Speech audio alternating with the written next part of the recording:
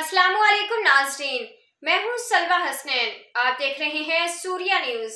आइए नजर डालते हैं आज की अहम खबरों पर। जिस दिन आला अदलिया ने इमरान खान का बोझ उठाने से इनकार कर दिया, उस दिन न सिर्फ इनके भी घर जलाएंगे बल्कि इनके खानदान की तस्वीरें भी सोशल मीडिया पर वायरल की जाएंगी।